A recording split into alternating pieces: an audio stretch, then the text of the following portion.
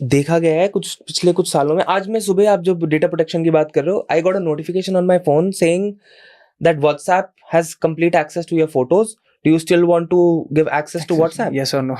Yes or no? Allow Allow, for, don't like allow. it has access to your photos for 6 months.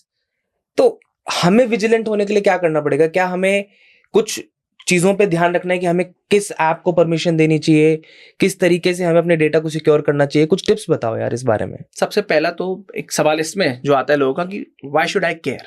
बहुत लोगों का होता है यार मेरा डेटा, मैं कौन सा बड़ा बिलियनर हूँ, मेरा डेटा चला भी जाएगा तो क्या फर्क पड़ेगा। बॉस, आपका डेटा, आप एक बात याद रखो, हमारे साइबर स्पेस में एक कहावत है कि अगर प्रोडक्ट फ्री है तो आप प्रोडक्ट हैं। अगर बड़ी बड़ी कंपनीज आपको इतनी मेहनत, जो ओपन एआई, व्हाट्सएप मेहनत से बनाया है, आपको फ्री में दे रही है, क्यों दे रही है? उनको कुछ चाहिए आपसे, क्या चाहिए? आपका डेटा चाहिए। तो नंबर 1 चीज है, अगर इतनी बड़ी बड़ी कंपनीज को आपका डेटा चाहिए तो डेटा वैल्यूएबल है। नंबर 2, आपको डेटा, जब हम एप्स की बात करते हैं तो 2 केस होते हैं। पहला केस होता है फॉर एग्जाम्पल उबर, ओला जैसे एप्स। अब उनको क्या चाहिए? उनको आपका लोकेशन चाहिए, उनको आपका कॉन्टैक्ट, एक फोन का वो चाहिए एक्सेस। क्यों? कि चलो जी बात करें, not contact, only phone access, कि ड्राइवर आपको कॉन्टैक्ट कर सके। बट गैलरी का एक्सेस देना, फोटोज, कैमरास का एक्सेस देना, ये पॉसिबल नहीं है। तो आप जो भी ऐप डाउनलोड करते हैं, शुरू में अलाउ डोंट अलाउ के आपको सारे ऑप्शन मिलते हैं। जस्ट बिकॉज हमारा क्या होता है, जल्दी अलाउ कर दो, टाइम वेस्ट नहीं होना चाहिए। बॉस, वो आप 5 सेकंड ले लो, बट देख लो कर क्या रहे हो। क्योंकि आपने अलाउ कर दिया तो आपकी जितनी पिक्चर्स हैं, प्राइवेट या पब्लिक, जो भी पिक्चर्स फोन में है, वो सारी में एक्सेस आप दे रहे हो। नंबर 2, जो एक ट्रिकी केस है, अनफॉर्चुनेट केस है, कुछ एप्स कहते हैं जी ये हमारी टर्म्स एंड कंडीशंस है, आपने अपनाना है तो अपना लो, नहीं अपनाना आप ऐप यूज नहीं कर सकते। यानी कि if you want to use our app, आपको सारी अपने अलाउ करना पड़ेगा, अगर नहीं करना चाहते तो छोड़ो। एंड अनफॉर्चुनेटली ये वैसे ऐप्स है जिनकी डिपेंडेंसी बहुत बढ़ गई है, गूगल वगैरह चीजें, कि इतने ऐप्स हैं कि आप इनके बिना लाइफ पॉसिबल नहीं है आपकी। तो यहाँ एक प्रॉब्लम आ जाती है, और ये बहुत governments, not just Indian government, बहुत सारी गवर्नमेंट्स को प्रॉब्लम रहती है कि यार इतनी आप तानाशाही नहीं कर सकते as social media companies. In fact India में 2021 में ट्विटर के साथ ही हुआ था। ट्विटर ने गवर्नमेंट को चैलेंज कर दिया, बहुत ज्यादा अपनी मतलब पावर्स का मिसयूज करना। तो गवर्नमेंट ने लॉज निकाल दिए, आईटी रूल्स जिसको हम आज की डेट में कहते हैं, कि सोशल मीडिया प्रोवाइडर्स आपकी भी कुछ रिस्पॉन्सिबिलिटीज बनती हैं। आप ये नहीं बोल सकते जी भाई मैं आपका सारा डेटा ले रहा हूं और लेना है लो वरना जाओ। आपको वैलिड जस्टिफिकेशन देना पड़ेगा, क्यों डेटा ले रहे हो, कैसे दे रहे हो, क्या दे रहे हो। तो ये जरूर है कि आप अपने डेटा की वैल्यू रखें, मॉरल नंबर 1। नंबर 2, डेटा देते समय सोचिए। आपने डेटा की बात करी, मैं कुछ दिन पहले मैं एक रेस्टोरेंट में गया, तो रेस्टोरेंट में बर्गर ऑर्डर किया मैंने। तो टिपिकल जो होता है कि उन्होंने ऑर्डर लिया, उसके बाद कहते हैं अपना फोन नंबर बताओ। मैंने कहा मैं नहीं दूंगा। क्यों बताऊं? कहते पॉलिसी है। मैंने कहा कौन सी पॉलिसी है? अब वो उसके बाद नहीं पता, क्योंकि यहीं तक रटा हुआ था सारा। कहता चलो सर छोड़ो, आप साइड में हो जाओ, आगे देखते हैं।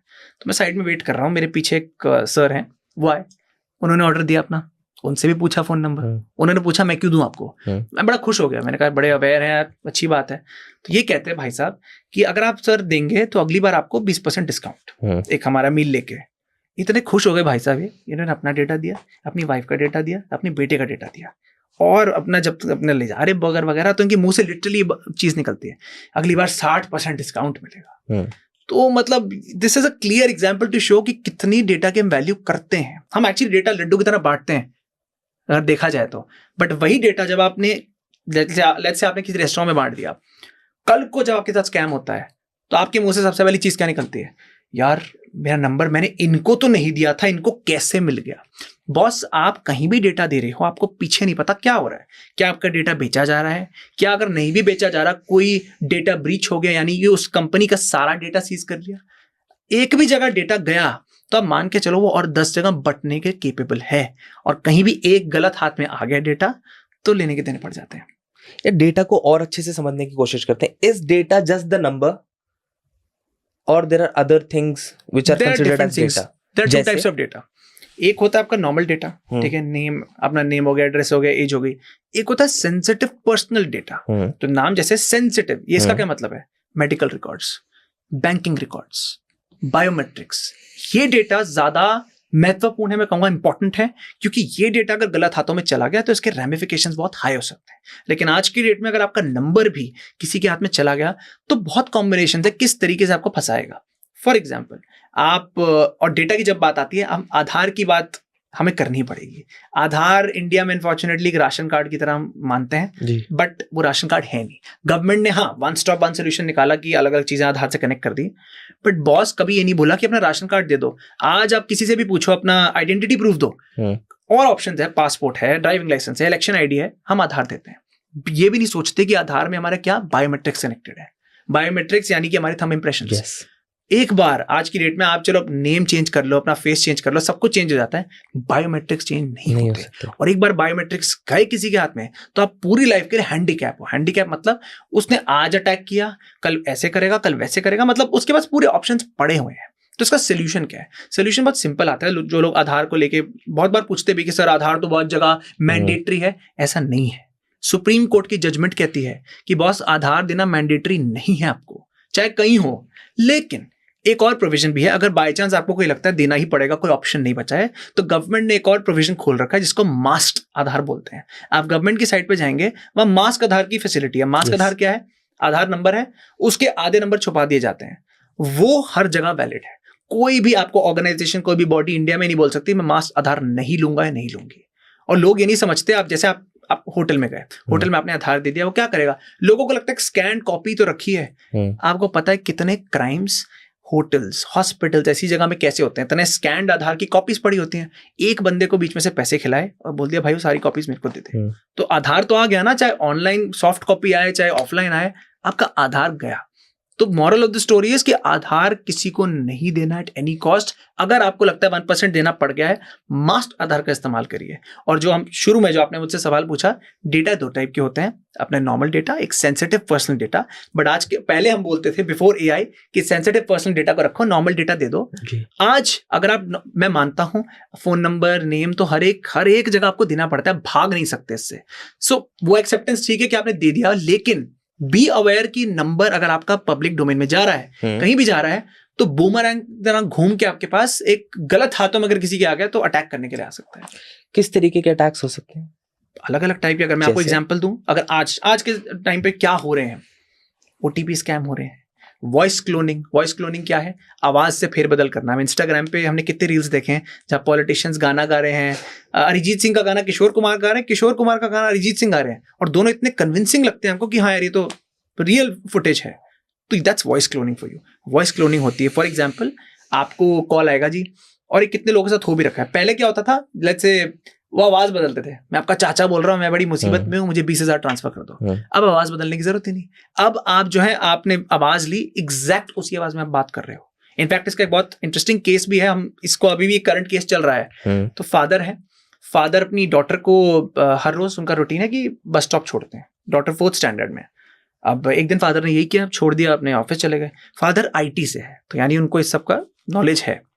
फादर बैठे हैं, इनको आया कोई कॉल, अब वो रैंडम नंबर से कॉल उठाते नहीं उठाया, 5-6 मिस्ड कॉल आ गए 10 मिनट के अंदर। तो इनको लगा कुछ है, इन्होंने उठाया, तो दूसरी साइड पर है किडनैपर्स कहते हैं जी हमने आपकी बेटी किडनैप कर ली है। तो as a father your first reaction is भाई बात कराओ। बात कराई, 4 से 6 मिनट तक फादर ने बात की है। अब एज अ फादर इट्स 4 से 6 is good enough period to know कि यार मेरी बेटी है नहीं है, कौन है। राइट, कन्विंस हो गए। इनको रैंडम लोकेशन मिली, जब इन्हें पैसे पे कर दिए कि जब रैंडम लोकेशन पे जा रहे हैं, इन्होंने सोचा मैं स्कूल के प्रिंसिपल को कॉल करता हूँ, ये बताऊं तो सही कि ये सब चल रहा है। स्कूल के प्रिंसिपल को कॉल करते हैं, उनको पता लगता है कि वो कह रही है कि सर मैंने तो अभी 10 मिनट पहले आपकी बेटी से मिली हूँ ब्रेक में, आप क्या बातें कर रहे हो। So he was arguing with the principal कि कुछ मिसकम्युनिकेशन है, आपको कुछ वो हुई है। 10 मिनट बाद उनकी रियल डॉटर से इनकी बात कराई, वो तब भी स्टेट ऑफ शॉक में कि यार हुआ क्या, अभी तो मतलब मैंने बात की थी। That is voice cloning.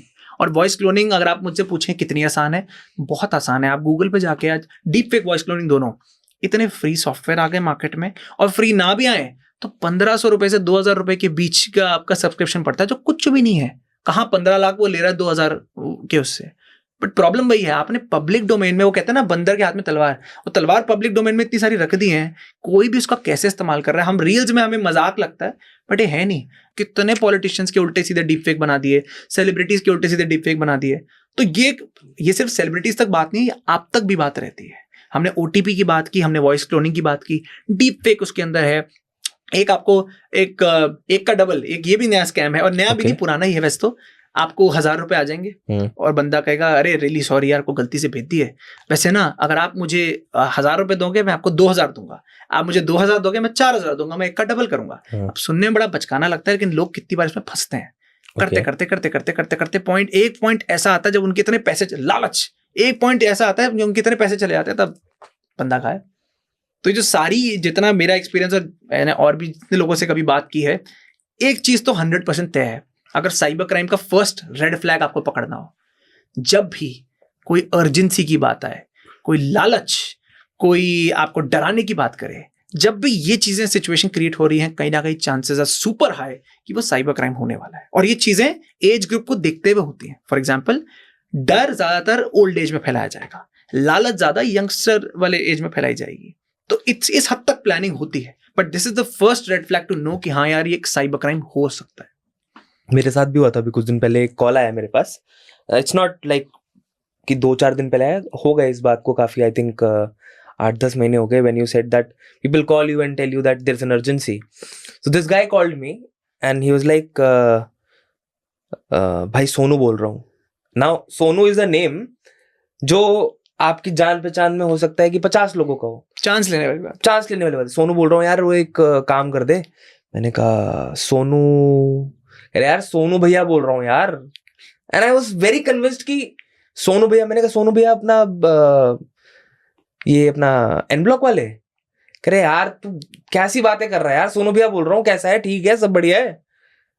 मैंने कहा जी भैया बोलो। कह रहे यार एक अर्जेंसी थी, एक 2000 रुपये पेटीएम कर दियो, मैं तेरे को शाम को करता हूँ। मैंने कहा ये नया नंबर। कह रहे यार मेरा ना फोन गुम हो गया है, ठीक है, और इस नंबर मुझे पेटीएम कर दे, मेरे को किसी को पैसे देने। And I was somewhere very convinced कि ये सोनू भैया है। अब कौन सोनू भैया है? मैं किसी सोनू भैया को जानता हूं जो मेरी रेगुलर रोड बैठ में है, बट काफी टाइम से बात नहीं हुई। तो मैंने कहा बहुत दिन हो गए बात करे यार, तुम तो बड़े लोग हो गए हो, ये है वो है, ऐसे करके उसने मतलब वो एक जेनरिक कन्वर्सेशन में he got me into that conversation. And then I was about to send him that money, and then all of a sudden मैंने कहा यार सोनू भैया को, मतलब वो मुझे फोन कर रहे हैं 1000-2000 रुपए के लिए, and he has lost his phone, he does not have my number.